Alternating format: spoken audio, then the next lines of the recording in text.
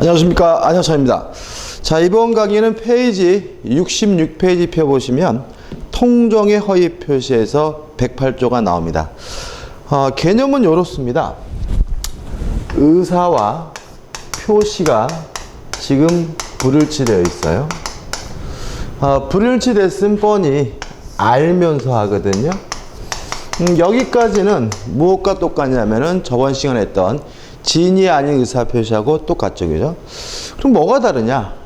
상대방과 통정, 상대방과 짜고 하는 거죠. 더 쉽게 말하면 짜고 하는 거짓말을 말합니다. 짜고 하는 거짓말. 일단 효과는 우리가 알고 있는데 상대방과 짜고 한다면 상대방이 반드시 뭐 할 수밖에 없어요? 알 수밖에 없으니까 항상 자연적 해석이다. 항상 뭐가 돼요? 무효가 되고요. 다만 이 무효를 가지고 선의의 제3자, 모르는 제3자에게 뭐 하지 못하냐면 대항하지 못한다. 이렇게 되는 거죠. 이게 법조문이에요. 그래서 잠깐 보시면 108조의 D랑 상대방과 통정한 허위의 의사표시는 무효란다. 이항 전항의 의사표시의 무효는 선의의 제3자에게 뭐 하지 못해요? 대항하지 못한다. 이렇게 나와 있죠. 서설 의 나와 있고요. 판례가 나오는데 이거는 뭐냐면 저번 시간에 했던 타인의 이름으로 대출받는 겁니다. 학교 사건 기억나시나요? 자, 이 타인의 이름으로 대출받는 것이 저번 시간에 우리가 문제됐던 것은 진이 아닌 의사표시냐 요거였거든요. 결론은 뭐였어요? 진이 아닌 의사표시는 아니다. 이런 얘기예요. 그런 결론이 나오게 되는 이유는 그 대출을 신청한 사람을 기준으로 해서 판단했기 때문에 그래요. 근데 이건 뭐냐면 그 학교 갑을 기준으로 해서 따져보니까 의사표시가 불일치되어 있을 거 은행과 통정에서 이루어졌다 해가지고 통정 어휘 표시로서는 무효라는 판례를 이끌어내게 되는 거죠. 그래서 우리가 타인의 이름으로 대출받는 것은 두 가지 판례가 있는 거예요. 첫째, 진이 아닌 의사표시는 아니다. 따라서 항상 뭐 한 거예요? 유효하다는 거.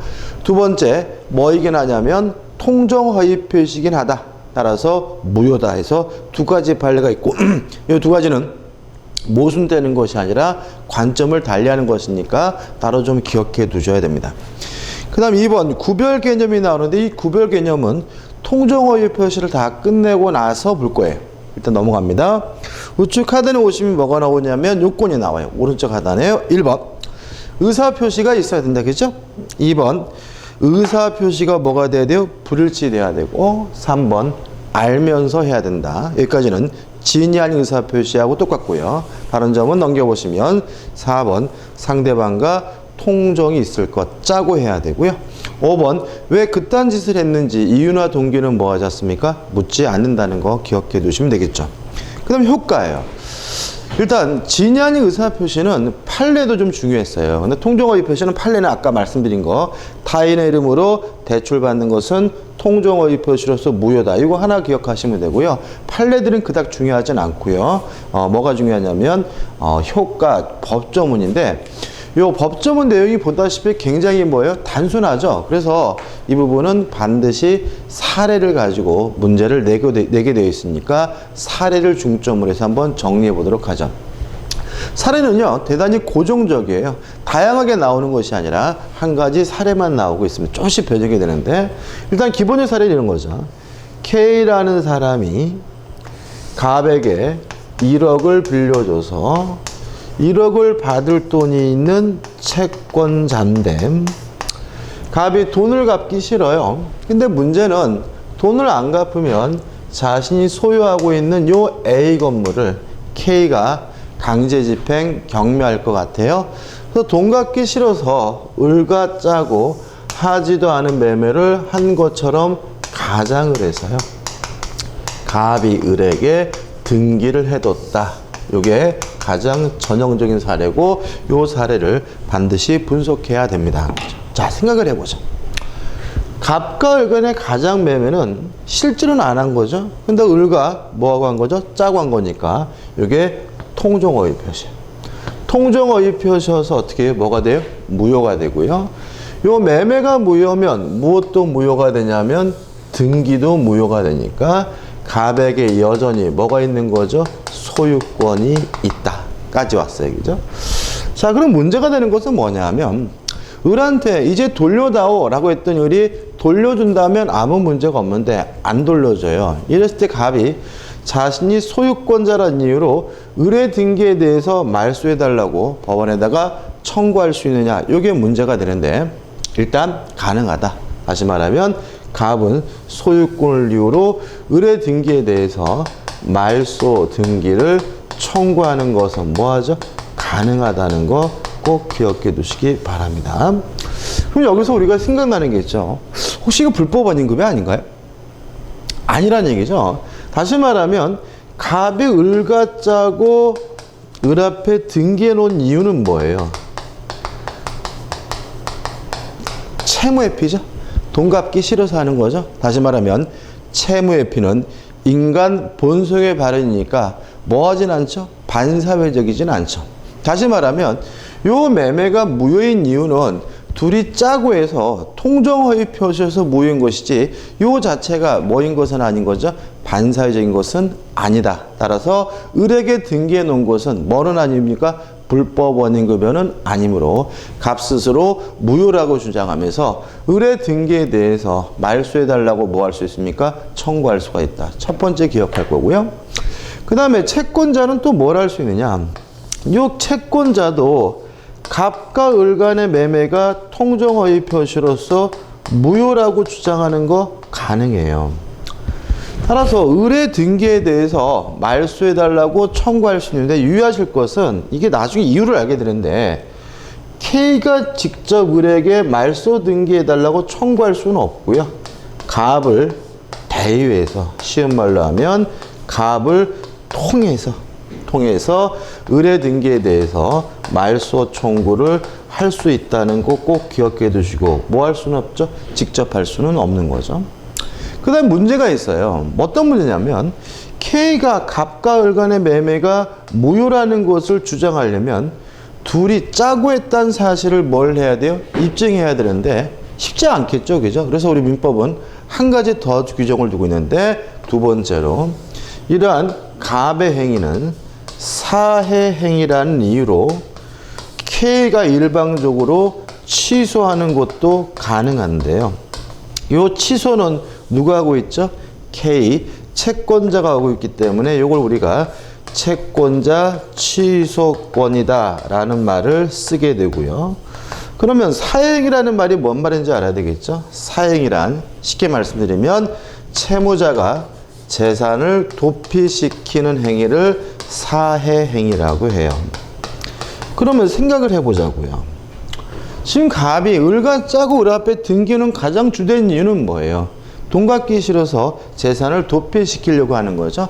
따라서 을의 K 입장에서는 두 가지를 선택할 수 있는 거예요. 둘이 짜고 했다. 통정허위 표시임을 입증하면서 무효라고 주장할 수도 있고요. 아니면 사해행위라는 이유로 뭐 할 수도 있어요? 취소할 수 있고 둘 중에 다 선택적으로 행사할 수 있다는 거 기억해 두시기 바라고요. 그 다음에 이제 마지막으로 을이 자기 앞에 등기된 것을 기하로요 병한테 팔아먹었어요. 팔아먹고 병한테 이전 등기를 해줬을 때 이 병은 어떻게 되느냐? 이 병을 우리가 뭘 하느냐 하면 제3자라고 해요. 자, 방금 말씀드린 것처럼 통정허위 표시가 무효라 하더라도 누구한테는 대항하지 못합니까? 선의의 제3자에겐 대항하지 못하니까 병이 선이면 확정적으로 뭘 취득해요? 소유권을 취득하게 되는 거죠. 여기서 조심할 것은 선이기만 하면 돼요. 뭐까지요? 무과실까지는 필요가 없다는 것이 우리 판례 입장이라는 거 기억해 두셔야 되고요.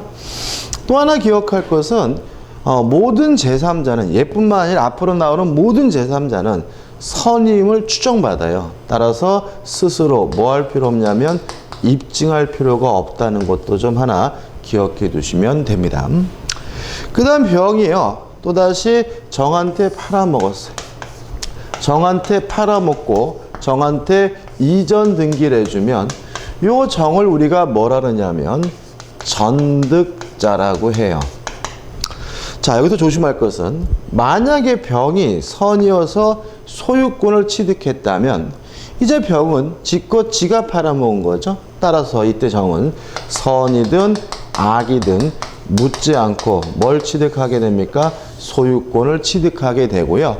이런 효과를 우리가 엄폐효 또는 차단효라고 해요. 이게 무슨 말이냐면 어떤 이유든지 간에 권리를 취득하게 되면 이 권리를 취득한 사람을 기준으로 해서 법률 관계가 뭐가 되냐면 차단이 돼요. 그래서 이쪽에 있었던 일이 이쪽에 영향을 주지 않기 때문에 병이 선이어서 소유권을 취득했다면 정은 선악 불문하고 뭘 갖게 돼요? 소유권을 갖게 되는데 이러한 효과를 우리가 뭐라 그러죠? 차단효라고 한다. 까지입니다. 그죠? 여기까지 일단 정리해 보시면 돼요. 그래서 교재 보시면 효과 해가지고 판례가 나오는데 판례가 그렇게 중요한 부분 아니니까 한번 쭉 보시면 되고 우측에 2번 해가지고 제3자에 대한 선의의 제3자에게 뭐하지 못해요? 대항하지 못한다. 따라서 제3자는 뭐이면 돼요? 선이면 소유권을 취득한다고 나와 있고요. 그 다음에 판례는 제3자 개념이고 그 다음에 2번 선의 제3자로부터 다시 권리를 전득한 경우 누구죠? 정이죠. 병이 선이라면 확정적으로 이미 뭘 취득했어요? 소유권을 취득했기 때문에 정은 선악 불문하고 뭘 갖지 못하죠? 소유권을 갖지 못하고요. 그 다음 3번 허위 표시에서 제3자의 의미가 나옵니다. 제가 생각할 때는 올해 2017년도에는 이 부분이 중요하지 않을까 싶은데 자, 한번 좀 지워볼게요. 자, 일단 제3자가 누구냐 한번 생각을 해보죠. 갑과 을은 제3자가 아니에요. 왜요? 이 사람들은 뭐죠? 당사자니까요. 그래서 제3자가 누구냐? 저 당사자는 제3자가 아니에요. 그 다음에 또 하나 생각해 볼 것은 을이 병에게 팔아먹은 것이 아니라 상속으로 넘어왔다면 이 사람도 뭐가 아니냐면 제3자가 아니에요. 왜냐하면 상속은 민사상 법적주의도 뭐하냐면 승계시켜요. 따라서 아버지가 당사자면 상속받은 아들도 뭐가 되냐면 당사자가 되기 때문에 상속받은 사람 포괄승계인도 뭐가 아니냐면 제3자가 아니에요. 그럼 여기서 문제가 되는 것은 요 K입니다. K도 갑에게 1억을 빌려준 이 채권자도 다만 보면 당사자도 아니고 포괄승계인도 아니잖아요. 근데 우리는 이 채권자 K는 제3자가 아니고 이 병과 정은 모두 제3자라고 합니다. 왜 그러냐면 제3자란 당사자도 아니고 포괄승계인도 아니다. 당사자와 포괄승계인을 제외한 사람 중에서 새롭게 이해 관계가 있는 사람이 뭐가 되냐면 제3자고요. 요 새롭게가 키포인트가 되는 거죠. K는 가장 매매하기 전에 돈을 빌려준 사람이죠. 따라서 K는 새롭지 않기 때문에 뭐가 아니에요? 제3자가 아니에요. 또 병과 정은 가장 매매 후에 사가지고 이전 등기를 사람이기 때문에 이 사람은 새롭기 때문에 뭐가 되냐면 제3자가 돼요. 그래서 실제로 교재를 한 장 넘겨보시면 70페이지에 박스로 제3자에 해당하는 사람과 해당하지 않는 사람이 정리되어 있는데 요거 절대로 뭐 하시면 안 돼요? 외우시면 안 돼요. 외워봤자 의미가 없어요. 너무 많기 때문에. 이건 뭐냐면 여러분들이 연습하는 용도로 쓰라는 의미에서 적어놓은 곳에 불과한 거예요. 가장 중요한 기준은 뭐냐면 전이냐 후냐예요. 따라서 만약에 가장 매매 전 통정허위 표시 전에 이해관계를 가졌다면 그 사람은 새롭지 않기 때문에 뭐가 돼요? 제3자가 아니고요. 가장 매매 후라면 그 사람이 저당권을 취득했든 전세권을 했든 가등기를 했든 새롭기 때문에 뭐가 되냐면 제3자가 된다는 거죠. 그래서 좌측에 제3자에 해당하지 않는 자를 보시면 쭉 볼게요. 1번 가장 매매 매수인으로부터 그 목적물을 다시 매수했어요. 언제 매수한 거죠? 가장 매매 후겠죠. 따라서 뭐예요? 제3자. 2번 가장 매매 매수인으로부터 저당권을 설정받았어요. 언제 설정받았습니까? 가장 매매 후니까 뭐예요? 제3자. 그죠? 3번 가장 저당권 설정행위의 기한 저당권 실행으로 경락받았어요.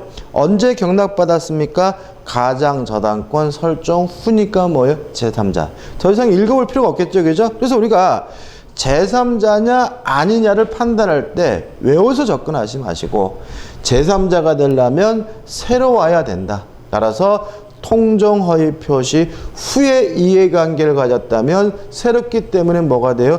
제3자가 되고 통정허위 표시 전에 이해관계를 가졌다면 새롭지 않기 때문에 뭐가 아닙니까? 제3자가 아니다라는 거 꼭 기억해 두시고 나중에 문제 가지고 연습은 좀 해야 돼요. 4번 허위 표시에 철회가 나옵니다. 철회가 뭐냐면요. 효과가 발생하기 전에 효과 발생을 막는 걸 이거 우리가 철회라고 해요. 그럼 생각해 보자고요. 철회는 언제 할 수 있냐면 효과가 발생하기 전에만 할 수 있어요. 그래서 항상 철회할 수 있느냐 없느냐를 따지실 때는 효과가 발생했는지 안 했는지를 생각해 보시면 되는데요. 가장 매매는 통정허위 표시는 무효입니다. 다시 말하면 아직 뭐가 없는 거죠? 효과가 없는 거고요. 효과가 발생하지 않은 거고요. 따라서 철회하는 것이 가능하다. 이렇게 되는 거죠. 적용 범위는 진야의 의사표시 똑같아요. 공법상 소송상 행위에 대해서는 적용되지 않고요. 또 가족법상 행위에 대해서 통정허위 표시는 뭐 되지 않습니까? 적용되지 않는다. 이 정도만 기억하시면 되고요. 주의하실 것은 한 가지인데 상대방 없는 단독행위는 통정허위 표시가 적용될 수가 없다. 왜요? 상대방이 없다면 상대방과 뭐 할 수 없어요? 짤 수가 없는 거죠. 통정할 수가 없으니까 그때는 통정허위 표시에 관한 민법 규정이 적용될 수 없다는 거 하나는 꼭 기억해 두시기 바랍니다. 다 된 거죠. 그죠? 자, 그럼 이제 우리가 구별 개념을 보자고요. 구별 개념. 자, 페이지 다시 몇 페이지로 가냐면 66페이지 가셔가지고 뭐가 나오죠? 66페이지 하단에 보시면 은닉행위라는 게 나와요. 자, 요런 문제입니다. 갑이라는 사람이요. A라는 건물을 가지고 있어요. 근데 갑이 을에게 실제로는 뭘 하고 싶냐면 증여를 하고 싶어요. 근데 문제는 증여하고 싶다고 무턱대고 증여하면 뭐가 많이 나오겠어요? 증여서가 많이 나올 테니까 갑과 을이 하지도 않은 매매를 한 것처럼 가장을 해서 갑이 을에게 등기를 해줬다. 요 문제예요. 그죠? 자, 물론 요 갑과 을 간의 가장 매매는 통정허위 표시여서 무효예요. 근데 이 증여는 무효냐 유효냐? 요 증여를 우리가 숨어 있다 그래서 이것을 은닉행위라고 하고요. 은닉행위는 무효가 아니라 뭐죠? 유효라는 거죠. 따라서 을 앞에 이루어진 등기도 무효가 아니라 뭐죠? 유효다. 을은 확정적으로 소유권을 갖게 된다. 이런 얘기인 거예요. 이런 얘기죠. 그러니까 우리가 매매든 증여든 공통점이 있어요. 뭐냐면 소유권을 이전한다는 점이죠. 다시 말하면 매매든 증여든 소유권을 이전한다는 점에서는 의사 표시가 뭐가 되어 있는 거예요? 합치되어 있으니까 을은 뭘 취득해요? 소유권을 취득하고 그 원인이 매매가 아니라 뭐란 얘기예요? 증여다. 이런 얘기인 거예요. 그죠? 말이 좀 어려워요. 쉽게 말씀드리면 이런 얘기입니다. 우리 나중에 걸렸어요. 걸리면 세무공님 뭐라 그러겠어요? 아이고 안녕하세요. 아이고 참 매매 이거 무효잖아요. 증여세 내세요 그러겠죠.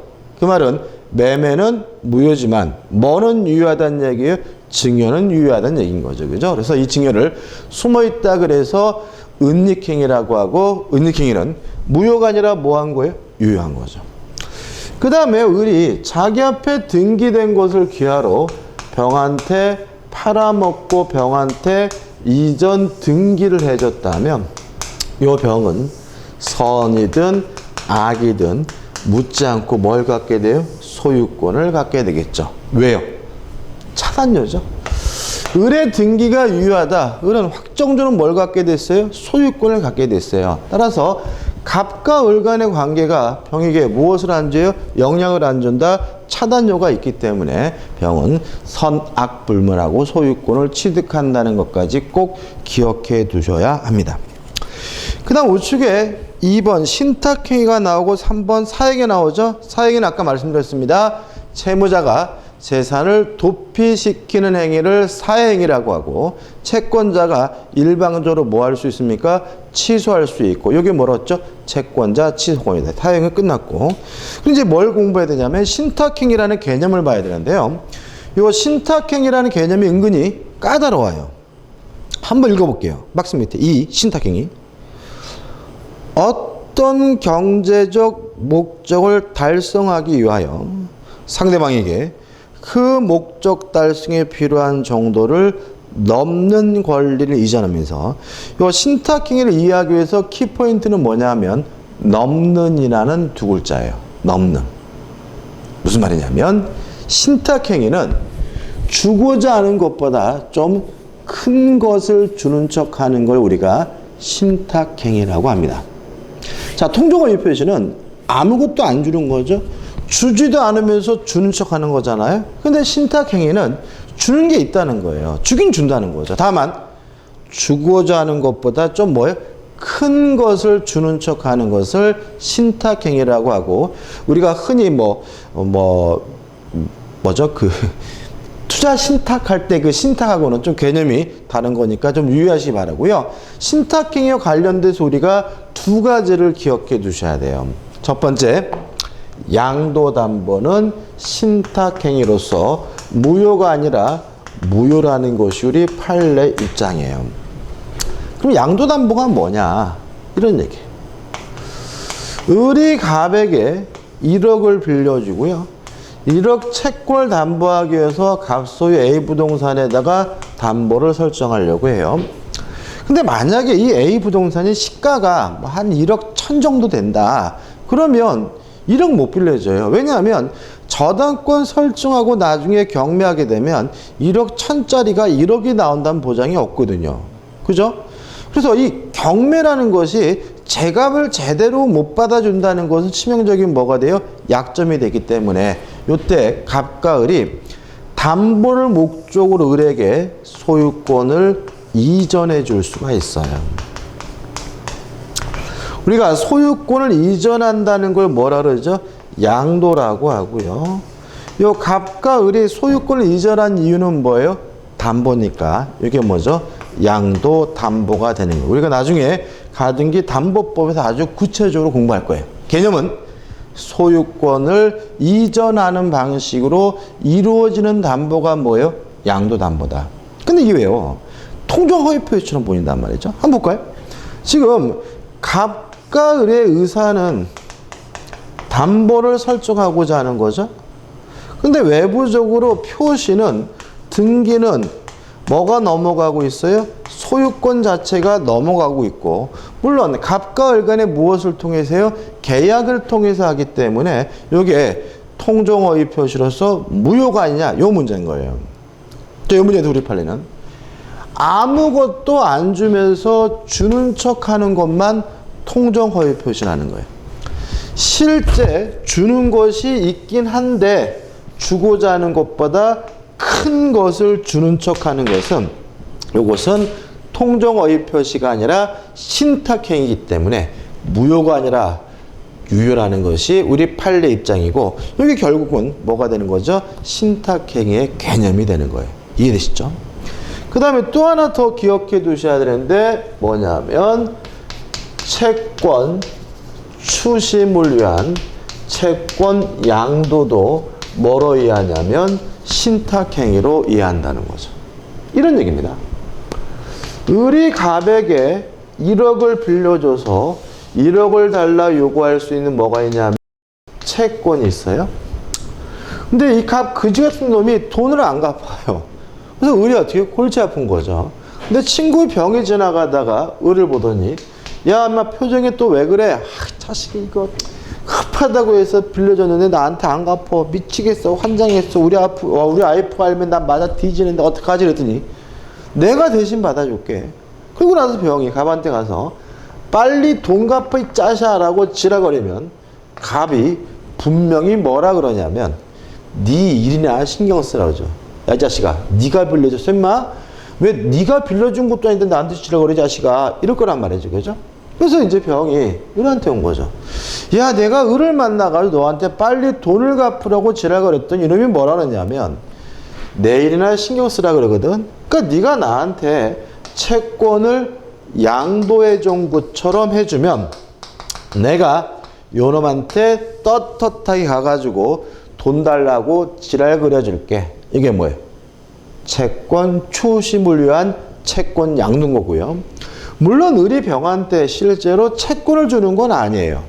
대신 돈 받을 수 있는 뭐 정도요? 대리권 정도 주고자 하는 건데 주고자 하는 것보다 무엇을요? 큰 것을 주는 척하고 있으니까 이거는 뭐가 아닌 거죠? 통정어의 표시가 아니고요. 따라서 신탁행위로서 유효라는 것이 우리 판례 입장이다까지 되는 거죠. 그죠? 정리해 볼게요. 자, 통정어의 표시가 뭐냐? 의사표시가 불일치됐음을 알면서 상대방과 짜고 하는 것이 뭐예요? 통정허위 표시다. 효과는 무효고 다만 누구한테 대항하지 못합니까? 선의 제3자에게 대항하지 못하는데 주의할 점은 아무것도 안 주는 것만 뭐예요? 통정허위 표시라는 거죠. 실제 진짜로 주는 것은 은닉행위로서 무효가 아니라 뭐 한 거예요? 유효한 거고요. 그죠? 또 주긴 주는데 좀 큰 것을 주는 척 하는 것은 신탁행위로서 무효가 아니라 뭐예요? 유효한데 뭐가 신탁행위냐? 소유권을 이전하는 방식으로 이루어지는 양도담보와 채권 추심을 위한 채권 양도가 대표적인 뭐가 돼요? 신탁행위다까지 꼭 기억해 두시기 바라고요.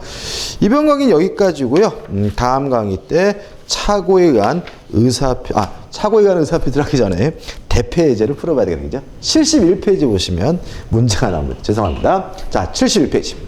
대표해제.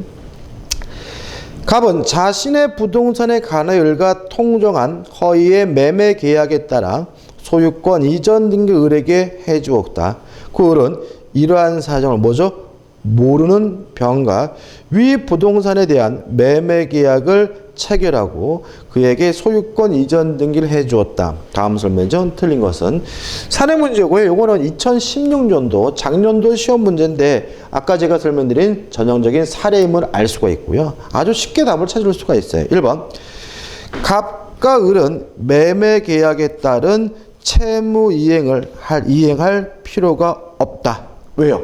통정어의 표시는 무효고 무효면 뭐 할 필요 없어요? 이행할 필요가 없으니까. 2번 갑은 병을 상대로 이전 등기의 말소를 청구할 수가 없다. 왜요? 통정어의 표시는 무효지만 선의 제3자에 대항하지 못하는데 문제 지문에서 이러한 사정을 모르는 병이 뭐임은 나와 있어요? 선임이 나와 있으니까. 따라서 한번 병이 부동산의 소유권을 취득한다. 물론 뭐죠? 맞는 지문이고 4번. 자, 아까 말씀드렸지만 모든 제3자는 선임을 뭐 받아요? 추정을 받아요. 따라서 제3자 스스로가 선임을 뭐 할 필요 없어요? 입증할 필요가 없으니까 4번 갑이 자신의 소유권을 주장하려면 병의 악의를 증명해야 한다. 맞는 지문이죠. 그 다음 마지막으로 5번. 자, 제3자가 소유권을 취득하기 위해서는 뭐이기만 하면 된다고요? 선이이기만 하면 되고 굳이 뭐까지는요? 무과실까지는 필요가 없는 것이니까 5번 병이 선이더라도 과실이 있으면 소유권을 취득하지 못한다는 지문은 뭐죠? X가 되고 5번이 답입니다. 자, 이번 강의는 여기까지입니다. 감사합니다.